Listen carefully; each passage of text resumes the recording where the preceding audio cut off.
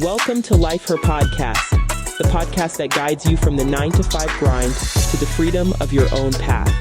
Discover how to conquer life's challenges while pursuing your passions with unwavering faith. Because being an entrepreneur is not easy. So let's get to it. Hey everyone, I'm Yvette Lloyd, host of Life Her Podcast. Today, I have the honor of sitting down with an absolute powerhouse, Felicia Ford. She's a growth strategist and CEO of Felicia Ford Corporation, the founder and editor of Strategist, Power Moves for businesses and nonprofits, and host of her podcast is called Impact Innovators. Felicia is known for helping leaders build without compromise and balancing vision and laser focused action. In this episode, we're going to dive into how she creates her transformative outcomes and also systems that she uses to cut out the trials and just different things as far as trusting your own leadership style and the powerful moves that you can make. Whether you're a business owner, a nonprofit leader, or just someone who knows that she's meant more than anything, let's welcome her. Hey, Felicia. Hey there. Thank you for having me. Thank you. I really appreciate you for being on my podcast show. I'm so excited to be here with you. Thank you. Girl, I am too excited because branding and marketing and everything, having a strategic plan when it comes to everything, it matters a lot, especially for people like me that's an introvert. You know, believe it or not, I'm an introvert too. What? For real? Yeah. Yes. Oh my gosh. So you've worn many hats and powerful hats at that. A growth strategist, founder, editor, podcast host. What originally led you down the path to impact-driven leadership and strategy? It's an interesting story, and it was only in hindsight that I could even picture what it was that I was actually doing. I started off in undergrad, so this is 20 plus years ago. I'll just say that. But I thought that I was going to be an extradition officer for the FBI. What? Girl, that's just some just left field. Okay. I wouldn't expected that. A lot of people wouldn't, and I probably haven't told this story publicly on a platform ever. But yeah, I thought I was going into law enforcement, and so I started off as a criminal justice major at Old Dominion University, and I eventually found myself on a path towards education. And then I changed my mind again. And so when I was, had all these student loans and was like, wait a minute, you're going to have to pay this back. I was like, let's get it together. Let's graduate with something. And then we'll see where we land. So my undergraduate degree is in occupational and technical studies with an emphasis in fashion merchandising. So I'm not a brand strategist, but that part of me that likes to put things together and understands color theory and psychology and all of that, that's where that came from. But I would say a day before my graduation, I was a part of a live CD recording, because back then we said CDs, right? Album recording. So I had auditioned as a background vocalist. I did that. And so I really wanted to see where that was going to take me. And so we were touring with this artist, and I needed to have regular money and not just, a little bit of money here and there from background singing. So I ended up getting a part-time job for a foster care placement agency as a mentor. Within 2 weeks, that was a full-time job. And so I didn't have a background in social work. I didn't have a background in counseling, psychology, any of that. I was just good with people. And so that job really was the platform to launching me into this work of working with families and children and the justice system and all of that. And I was already a volunteer in different capacities in undergraduate school and, in my younger years. And so that's just always been a part of who I am. But what happened after that was not planned. And so I'm skipping over lots of parts here for brevity, but when I started my second business, I was a growth coach working with women business owners and planning retreats and gatherings and building community. And then I realized that I did not want to coach anymore. I wanted to do something else. And actually, when everyone else had to pivot in 2020, I did too. And instead of being the growth coach, I branded myself as the growth strategist because I'd been down all these roads of fashion and music and civil service and all of that. And, it's people say jack of all trades, master of none, and they don't know the rest of that quote, which I don't know verbatim at the moment, but it's something like it's better than a master of none. And so I put all my skills together and here we are. That is amazing. Just the fact of like how God just shift us in so many directions in the least expected direction. It's like you be knowing your gifts, but sometimes you have so many you don't even know which way you want to do. So you just end up Exactly. with most of them. Exactly. Exactly. And I've even had people say to me, because in my community, I would show up to this one, it wasn't really a networking group, but like a community group of others in the community, serving in the community. And I'd come in and I'd introduce myself and I'd say which organization I represented. And I remember someone saying to me, "You switched jobs again?" And I said, "No, I got promoted." So each shift was a promotion. It was an opportunity for me to gain more skills that I did not through my education. And I didn't know where the Lord was taking me, but I'm so glad he did. You know what's so crazy? What I've learned like over the years of just being a business owner, you may do different type of job titles, but at the end of the day, once God leads you to where you're supposed to be, you already experienced so much, and it ties together with your real ending on where you're supposed to be. And Mhm. you'll find yourself dominating so much, and then the clients you get, you got so much in common with them, you can share them so much information. Like, I just think the journey that he sent us on, it can be hurtful, stressful, crying, broke, it could be everything, but at the end of the day, it's like, thank you, like, seriously. I shared this story with my girlfriend, and she's the only person that I've ever shared this with. But I'm going to share it with you today because you mentioned being broke, right? Um, in my experience of working with youth and families, I never knew what poverty was, right? Like I didn't have that experience. I'm grateful to have had a loving family and a great childhood. And as often the only Black woman in some white spaces, people have assumed that because I'm Black and their clients are Black and poor, that I can immediately connect with them and their povertyness, right? Right. And I'm like, no, no, no. I have no idea what that's like. I'm not the token Black woman here.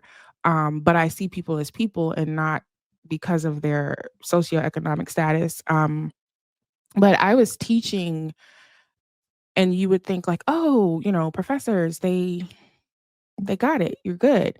No, I was so broke. Like I never use that term, but I was so broke that I had enough gas to get to the campus that day.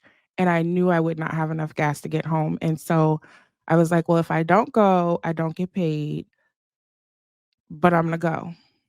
I drove to campus. And when I got in my car, I left the parking garage and I was already on E before I left. You know how your car tells you how many miles to empty? Well, Yeah. started the car up, getting out of class, got in the parking garage. There was a gas station right across the street. I'm in downtown Norfolk. And I was like, well, Lord, I'm going to the gas station because somebody's going to give me gas because I don't have it. And I showed up, and would you believe that one of my church members was there? And I don't remember what I told her, but I know it wasn't the truth. So Lord forgive me. But I was like, I live, 7 minutes away, but I don't know what I said, but she knew. I think she really knew, and I haven't seen her since. But she filled my tank up that day, in more ways than one. And that $25, $35, whatever it was, um, I felt like that was the Lord showing me in that moment that when I'm empty, He will always make a way. Yeah.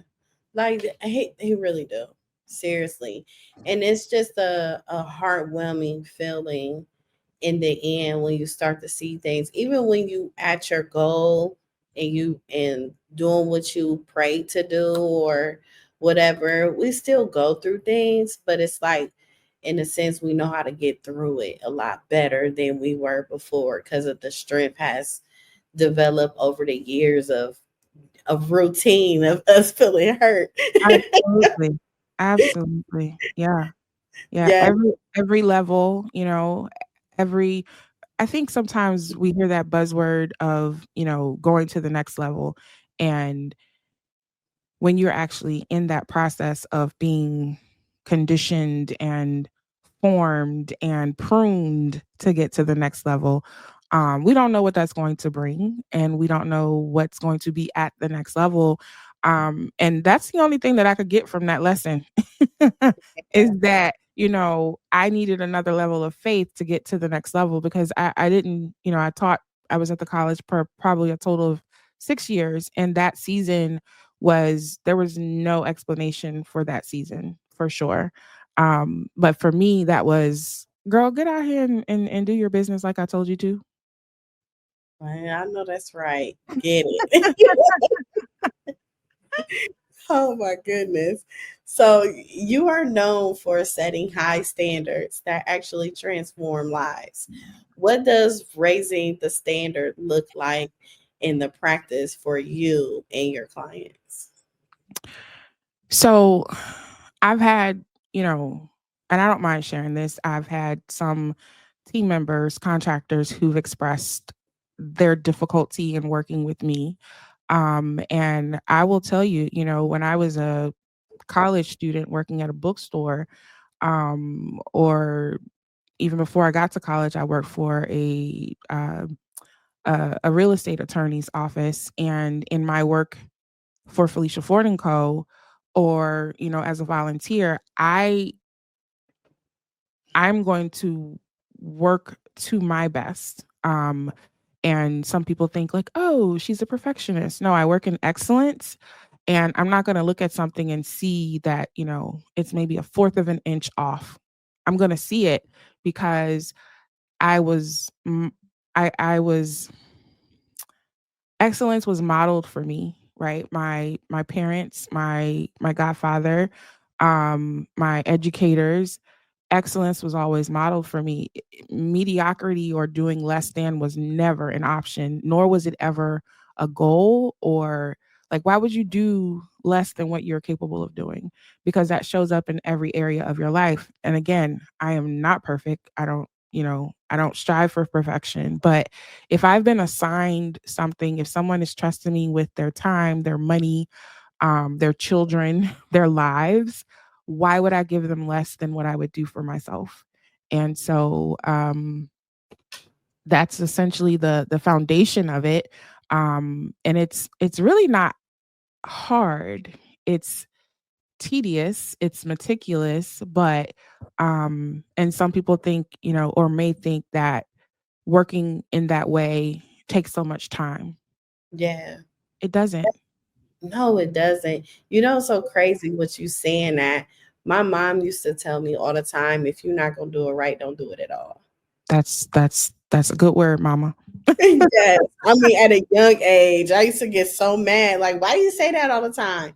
But it makes sense. Like, Yeah, why halfway do something when you know you could fully put your potential in it and actually just dominate it?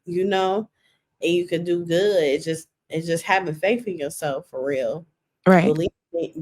Believing in you, knowing that you have the ability to get it done. So I understand exactly what you're saying. Yeah. You shortchange yourself and you shortchange others. You know, this is I was probably 19, 20 when I would leave college and go home to work at this retailer, and there was a jean wall. So I haven't been in a store in God knows how long, but you know how they used to have like just a wall of jeans, right?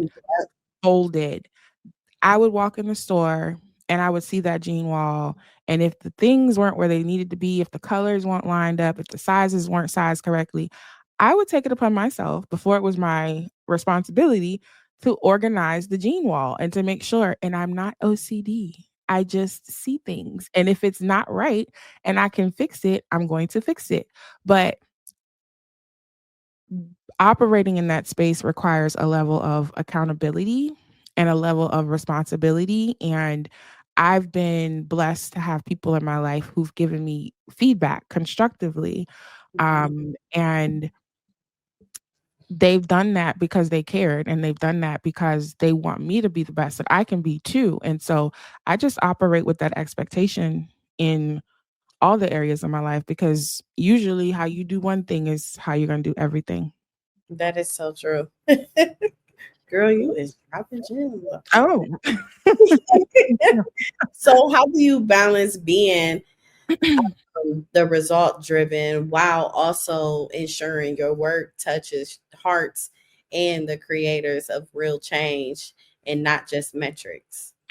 Yeah, I lead with people, right? I have done the work in the data world, and yes, I love data. I love data driven strategy. But I'm not the person who's going to, despite my career, my awards, my accolades, despite all of that, I'm not the person that's going to walk in a room and demand things. I'm not the person that's going to say, if we're working on something for a community, I'm going to ask, well, where are the people from the community? What do they need? We're not going to come in here and just tell people what we're giving them and what they need. So I lead with people. I lead with, how are you doing? How are you feeling? You know, I've had clients who show up to sessions and we're supposed to talk about social media campaigns and proposals. But if they come in and they say it's been a rough day and, something happened, then we might spend that session instead talking about how they're coping through that thing. I'm not going to push over the humanity just to get to a number, because at the end of the day, I truly care about people. I truly care about people. That is amazing. So you successfully merge creativity with strategy in multi-million dollar ventures.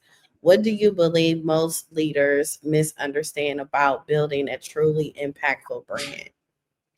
So some people get into business because they are extrinsically motivated, which most of us benefit from, right? If someone's like, "Oh, I want to get this house, or I want to get this car, and in order for me to get there, I need to sell 1,000 units of this." And then by selling those 1,000 units, we're purchasing those units. So we benefit from their success. They benefit from our dollars. Um, I really feel that when we're looking at um, those who need some healing, it really goes back to the person, right? Like, what things are you struggling with? And that's not usually a conversation you're going to have in a business. It's just not. Yeah. But I'm wired that way, and I can't help it. I really can't. So I look at a person, I look at values of a business, I look at how people show up in a community, um, and how they show up with their team and how they treat people. You can be the best of the best of the best, but if you aren't showing up in your best. I was at an event recently, and when I went to the table, I didn't know the other people at the table. I was a guest of the CEO, and the people were looking at me like, "Who is this lady?" Like, I was sitting there before they got there, and they came and they sat down and they were just looking at me and they were looking at each other, and I'm like, "Did I miss something? What happened?" And I went and got my guest, and I don't know if she knew the other people or not, but one of them spoke to my guest and they had never spoken to me. And I was like, "Well, do I smell? Like, what's going on?" And so one of them finally leaned over and said, "Are you with," and they said the name of their company. And I was like, "No." And she was like, "Well, this table is just for this group." She's like, "Did you speak to," and she said the table's host, so I'm gonna say her name was Carly. "Have you talked to Carly?" And I was like, "No, I haven't talked to Carly. I don't even know Carly." "Well, I don't think you belong here." She was for real? She was dead serious. And so I was like, "No, I know where I'm supposed to be. I'm supposed to be here. Thank you." And, I don't ever like to pull rank. And one of the ladies like, "You should have pulled rank." No, no, Right? I shouldn't don't have to. right. And that's not how I operate. And that's my point, is that I'm not going to say who I am, what I do, and all of that in order for someone to dictate how they're then going to treat me. And I just have to go back to, I believe in people. Mhm. Your heart posture is everything to me. And how I operate with people in business. And I hope I answered your question. Did I get it? Yes, yes, you did, and more. And I love it because I've experienced that before too. I was actually on the panel. I was a guest speaker.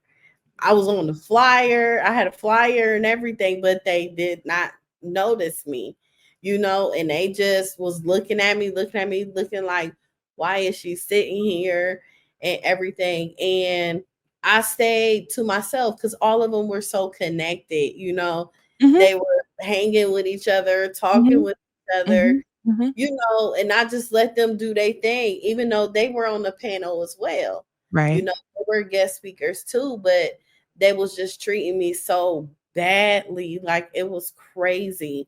And then they called me to come up. And when you come up, it's like you have a theme song and everything. So I Mhm. went up and I spoke. You will be surprised on how they looked at me and how they clapped for me and how they approached me afterwards and everything. And that's why people really need to be careful of who they're speaking to.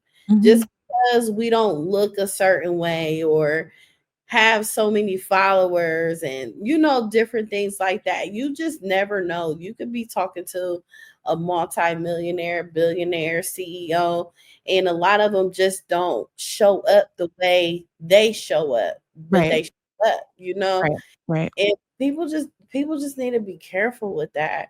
But Yeah. at the same time, I'm glad you experienced that because it helps you move the way you move Oh, too.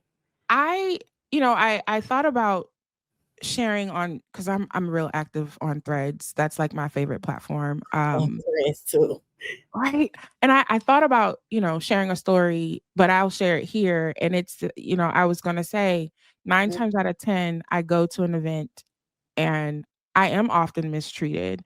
I've been not mistaken, I would say people's bias really shows, and whether they're black or white, their bias shows, whether they're male or female, their bias shows. Just the other night, I was at a fundraiser, and I greeted someone, and I was like, "Oh, is this your first time?" And they're like, "Yeah, it's my first time." And they immediately said, "Do you work for blah blah blah?" I said, "No, actually, I'm a donor." And they were like, "Oh." And, he was like, he didn't know what to say. And a couple of months ago, I was at another event and someone asked the same question. "Oh, are you with," and they said the organization. I said, "No, actually, I am a donor." And that person just turned around and walked away. But I appreciate actually those experiences, right? Like I'm emotionally detached from them. So I know that that's more about that person's insecurities or them needing to make you look like what they think you should and fit into this box. Um, but it just reminds me how grateful I am that I definitely know who I am and I Yeah. know who God made me, you know, and even though I've gone even to Harvard University, sometimes I'll say in spaces, you know, I was who I was before I went to Harvard. Mm-hmm. Harvard Girl. they didn't make me. I didn't go to Harvard until I was like 36, 37 years old. We were already doing things before we got there. It actually helped me get in because of who I was, you know, Girl. and the work that I've done. And I think that as a culture, we are so focused on those vanity metrics of followers or, you know, your certain look, your hair, your nails, your clothes, whatever. I love a good black t-shirt Listen. Yes. and some jeans. Okay. I am so Comfortable. not, you know, I love experiences? Yes. Do I love a good leather bag? Absolutely. Italian leather specifically, but Okay. I don't do that with people. You know Mm-hmm. what I mean? Stuff is stuff. People are people. I've worked with addicts. I've worked in juvenile detention centers. And I've also been on stages with celebrities. That's amazing. I'm proud of you. Oh, thank you. Mhm. Thank you. So you're a Harvard fellow and top 40 under 40 honoree, and you are an amazing leader. What have those experiences taught you besides what we just discussed of the responsibility that comes with influence? When I was at Harvard University, I probably had the highest amount of stress I have ever had in my life.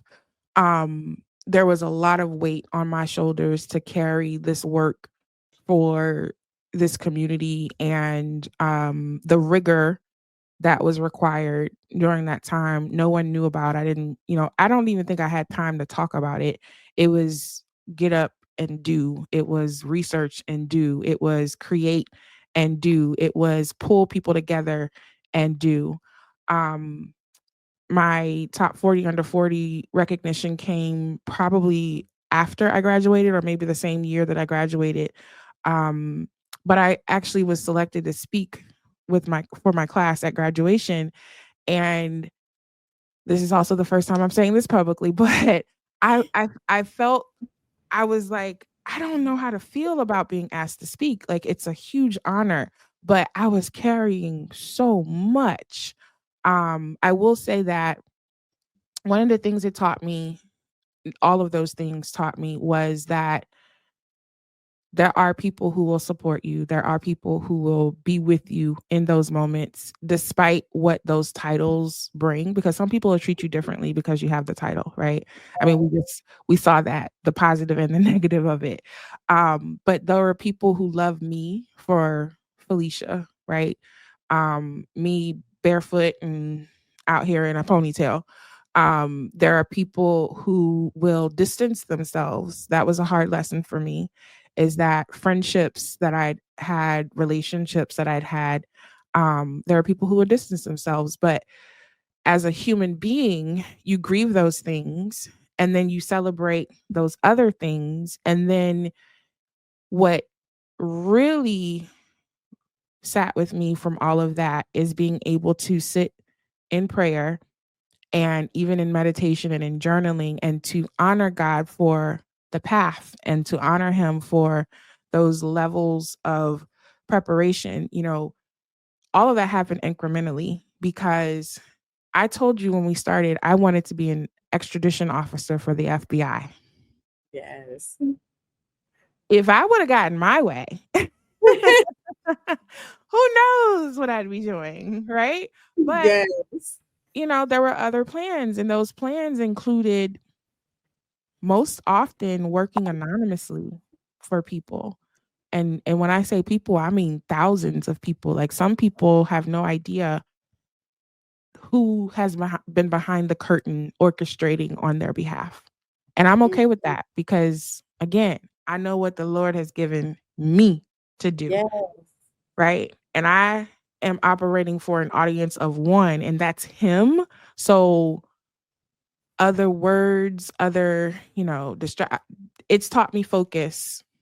Mm, I bet it did, man. But that's the thing too when it comes to people really not knowing who you are.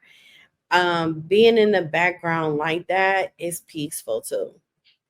It is. It's very peaceful, and I learned that as time progressed. But just being behind the scenes and just putting in work and just changing lives, building futures and everything, I feel like it's a lot more rewarding when people really don't know who's behind it. Oh, yeah, because I'm my motivation isn't predicated on somebody else clapping for me, or my joy isn't predicated on someone criticizing me. Hmm. It's like So water off a duck's back. it really is. So tell us about the momentum icon framework. What is it and how has it helped your clients elevate their presence and purpose? So I have so many ideas all the time, right? And I need to rein myself in. And so when I was trying to figure out, I had this proprietary process of how I work with businesses as a consultant, but then I needed a process for how I work with clients as a strategist. And I wanted initially to call it the Changemaker icon, but Changemaker was trademarked by somebody else. Okay, admittedly. But I've always also talked about momentum because when you're working with people and when you're creating change, when you are driving change, I know it's a buzzword right now, but people don't understand the amount of work it takes to change people's minds, to change adults' minds, to change behaviors, to change policy, to change laws. You don't just get up one day and be like, okay, we're going to go and change this and let's get, 1,000 signatures and then it happens. No, no, no, no, no. That's not how that works. But I've always talked about momentum, and words mean a lot. So I wanted a word and a framework that would speak to those who are change makers and understand that sometimes we plant a seed, sometimes we water the garden, sometimes we harvest, but we might not see all three. But if we are incrementally doing the work, we are sustaining momentum. And so, momentum icon, I have 4 primary pillars there. We have a momentum icon planner, which is a business strategy tool, which is the equivalent of working with me one to one. That actually will be released in about 2.5 weeks. But then Momentum Lab, now, we've got all these accelerators going on right now. There are business coaches in the online space, and sometimes those who work in communities in brick and mortar, they're like, oh, we need something, we need someone, but we don't have it. We don't have the big budget for it, but we need the work. And so I created Momentum Lab to be a space for change makers, solo business owners, coaches, consultants, agencies. Come in and ask your question. Get your question answered by a strategist. And then once a month, I'm teaching on marketing, operations, or sales because of all the skill sets that people have, even if they have a brilliant idea, they're usually lacking in a sales strategy. How do you sell your product? They're usually lacking in a marketing strategy. How do you speak about your product and get attention around it? And then how do you do this and not work 18, 20 hours a day? And that is the operations part of it. And so that's Momentum Lab. Um, I have an accelerator that doesn't operate like the other accelerators. My accelerator, the acceleration of it is you're going to get this faster than you would if you were to go and Google and chat GPT all the Yeah. things, right? Come talk to me. Been there, done that, worn the t-shirt, or someone in my network has, and we can just help you do this in, 6 weeks to however much time you need, instead of you doing it the expensive way, which is trying to piecemeal it on your own. And so we've rebranded companies. We have created sales campaigns that have generated a lot of money. Um, and for visibility campaigns, we've grown visibility. We've placed clients with earned media placements, Prevention Magazine, House Beautiful Magazine. Um, there's just been a lot of progress towards what their end goal is. I feel like you just cussed me out. Oh no! Oh no! Especially on the sales part. It's just, I don't know, like it's very difficult sometimes when you are building a brand, when you know so much, and you got to have that pitch like right in the beginning when you're talking, and to grasp your audience. And it's just, sometimes it's an overthinking process. Mhm.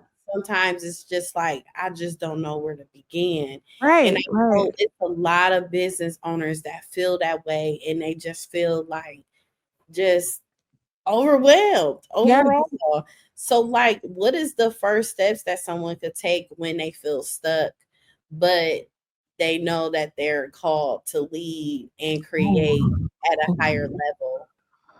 Oh, I love that question. Now I will say that my first, I would have probably responded a little differently before Sunday, but Pastor Sarah Jakes Roberts said something on Sunday that really stuck with me, and that was, if you've been on the front lines and you're tired, stuck, confused, she was like, maybe you don't need to be on the front lines right now.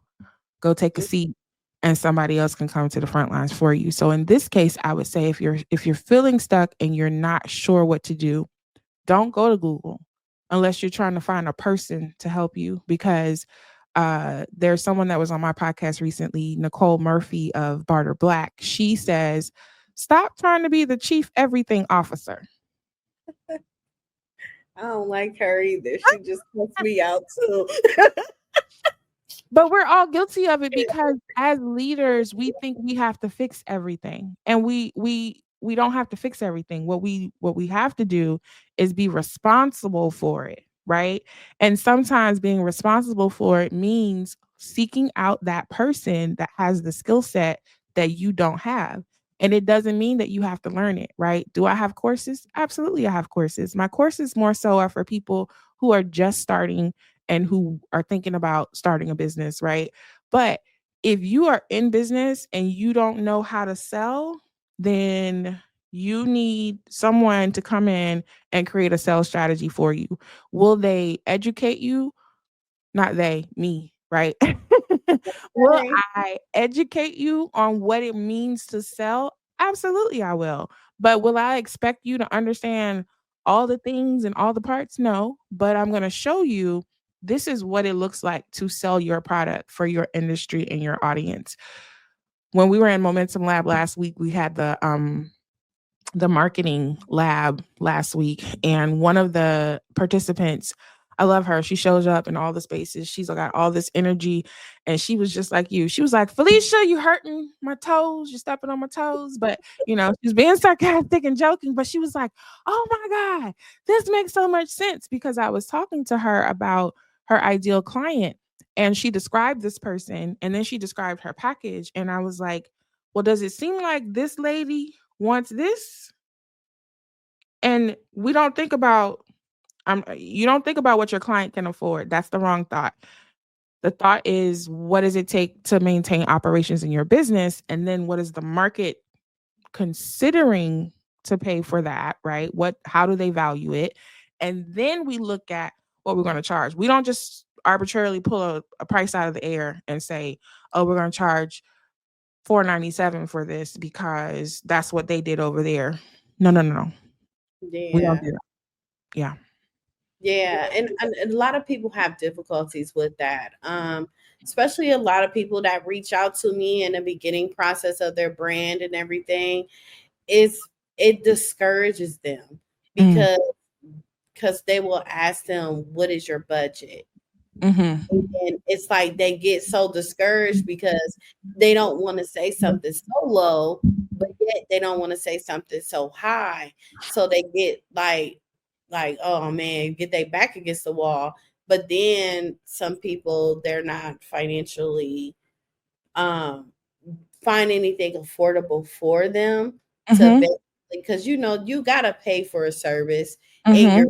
you're paying for a top service, you're gonna get top quality, Mm-hmm. Mm-hmm. you know. But at the same time, how important is it for brands to actually save their money to get the top quality and also know how to pivot, and the money that they do make, the little money that they do make from their brand, why don't they put it back into their brand to actually reach that level? Can you explain like how important that Mm-hmm. is to actually do that, to be able to see the results? Right, right. First I want to say, back to your original question, what do you do when you're stuck? I want to just make sure I'm clear with, if you're stuck, you find the person who can help you get unstuck. But it leads to this question because you want to be educated enough about your process and about your operation to understand who is good for you and who is just a gimmick. Because I've even had clients say to me, "Oh, I can't afford that." No, excuse me. That's too expensive. And with those clients that have been long standing with me, I'll say, it's not too expensive. You can't afford it. There's a difference. And I'm not saying that to be rude. I'm saying that to say, you want to be educated about what your business needs. And if you want champagne look, but you have a beer budget, then you need to do some decision making within yourself to say, well, what does that look like? Am I building a self-funded business, or am I willing to go out and get a business loan to cover the cost of this and then have things in place that, I'm going to be able to pay that off? So, first of all, there are stages to this, right? If you've been in business and now you're like, "Oh my gosh, I need a rebrand, I need marketing copy, I need a creative brief, and I need a VA." And all of that is going to cost me $8,000 to $12,000. And that's too expensive. It's not too expensive. Um, Depending on your industry, depending on um, your product or your service that you are selling, and depending on how frequently you are actually selling, aka generating revenue and have income to put out for these services. Those are some, I'm not going to say hard questions because you should know that as a business owner, but if you don't, then those are things that that's where you're going to have to start first. Is, do I know my numbers? Do I have an operations budget? Do I have a marketing budget? Do I have an advertising budget? Do I have a professional services budget? Because that's going to fall in a professional services budget. And if you have a good CPA, you can go to them first. That would be the first person I would say. Can you look at my numbers and tell me what my operating, marketing, advertising, and professional services budget should be? Mm. Okay. You just told them, girl. For But real, people need to hear that though. It's a reality check. You yeah. know, it's just needed because it's so many people that are brand strategists just like you. And I'm not trying to be rude or throw shade, but sometimes people waste your time, Yeah. and you don't get the results that you want, and then you find yourself going person to person, and you wasting more money each time, Hmm. but just to be open and honest, and letting them know off top, I cannot work with you, or I can work with you, and this is what you need to do. That's what you need to hear. Right. Right. And outside of Momentum Lab, if you want to work, like, I have strategists at Felicia Ford Co. I like to be involved as much as possible in some cases, and in other cases I don't want to be involved at all because I have a business and I don't want this is not a self-employment thing for me, right? I own the business. But sometimes there are people that come through and they're like, "Oh, I don't want to fill out the application. I just want to work with you." Like, no, the application is there for both of us because it shows you where you are, and hopefully you get to see this is what I could afford. I don't like to start thoughts that way, but Yeah. I'm just gonna be realistic and transparent with pricing. Um, this work is an investment, and it's an investment that has a return on the investment, but you also need to be equipped and ready to operate at the level that I'm going to deliver. Girl, I just love you, Felicia.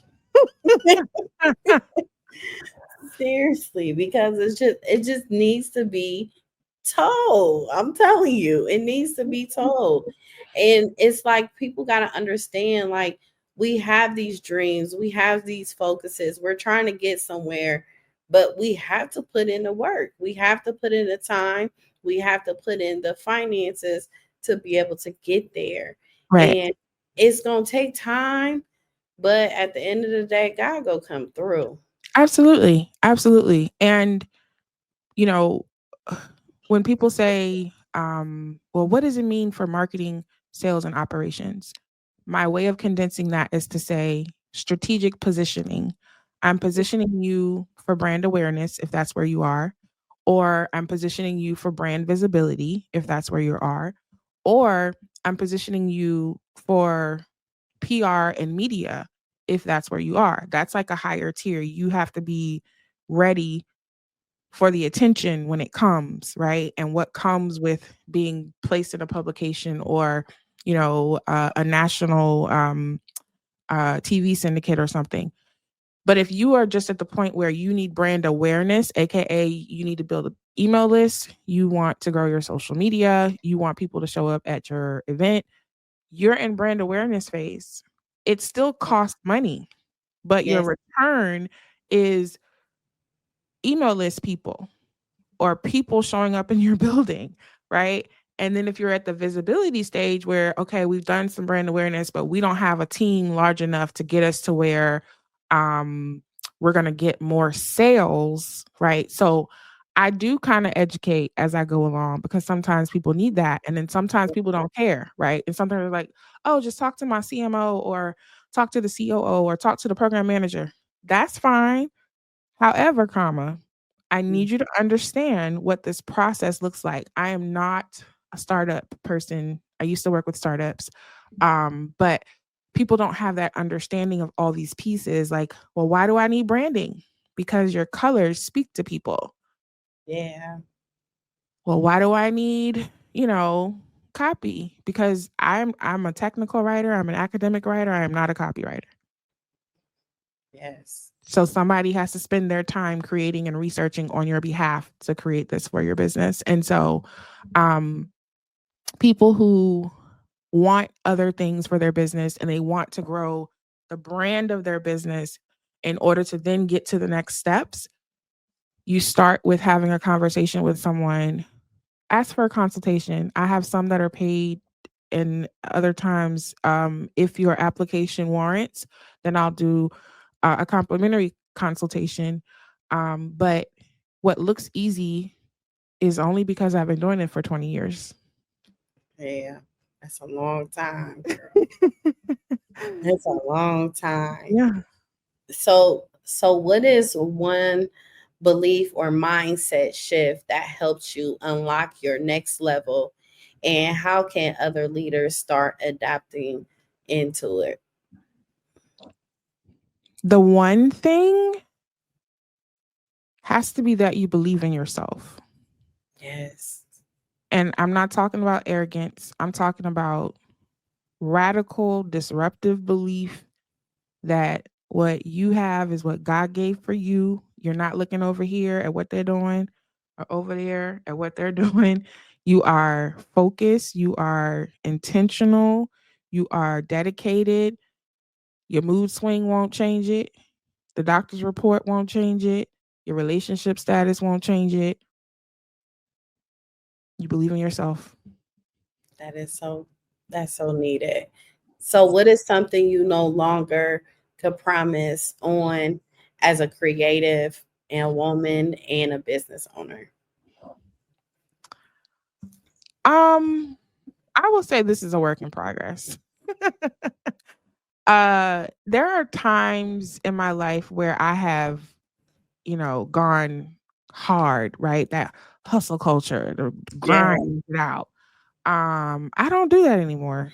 Even as recent as, my time at Harvard, and it's been 3-4 years now since I finished that program, but I was pulling 18-hour days because I was a fellow, I was running a business and a nonprofit. And that was what was required of me because I chose that. But I also said to self, I'm not available to overwhelm and I'm not available to stress. And I didn't have a nervous breakdown. Now, was I tired afterwards? Yes, I took a 9-month break from everything after that time, but I no longer compromise my rest and I no longer compromise my health because I've I've done the push, push, push, go, go, go, and I don't Mhm. do that anymore. Yeah, it'll tire you out, and life is too short, and then at the same time, all we have is time for ourselves in Mhm. the 24 hours. So I'm glad to hear that you decided to choose yourself in that area because that is so Yeah, needed. yeah, yeah. That that's good. So what does legacy mean to you, and how can business owners start their intentional journey today? Um, First I'll say that not everybody is interested in legacy. They're That's not. true. Some That's people aren't interested in it, but I am. And so legacy for me is not just family, but, you know, community, because we have our chosen family and that they're part of community. But for me, it is in my DNA to help people. It's, my family, we're a tribal people. We are a people who have been blessed and we always share out of the abundance that we have. And so one, I would say that legacy for me is continuing in the legacy of my family, and that is to continue to be doers and givers. And then for what I'm building with Felicia Ford Co, it is to come into these spaces where there are leaders and business owners who feel like I'm stuck, or oh my God, we've done so well, we've gotten here, and now we want to go to the next level and we don't know what to do, or we don't have someone on staff that can do that for us. So my legacy there is, let's do it. Let's go. Like, you committed? I'm committed. Let's do it. With National Black Girl Month, which starts next week. Um, and I don't want to share too much of that because we talk about that on the podcast on Thursday. But Okay. as a Black woman who, I loved education, I love school, I love learning. Like, it excites my whole being. My brain just goes, woo, I love it. And then to see what I saw when I did my research about the frequency that Black girls are disciplined in school systems, um, and Black boys even more so, the legacy there is Black women, Black girls. The world is going to see us as they see us, but will you see you as you are? Mm, that's And true. so that legacy there is, let us see us as we are. Let us see our complexions, our hair textures, our width, our height, whatever it may be, and honor who we were created as when the world is telling us to be something else, or that we're too much, or that we're not enough. And so legacy to me is exhausting all of the skills that have been imparted in me and getting it out.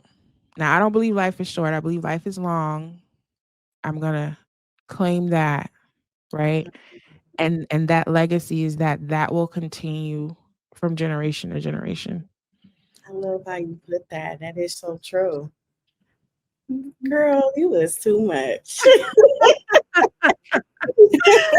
We're having a good time. That is amazing. Well, please let everyone know how to contact you, how to follow you, website, all the above, so they could be able to connect with you. Sure thing. You can connect with me on Threads and all platforms at Friends Call Me Fee, at Friends Call Me Fee, and that's just FE.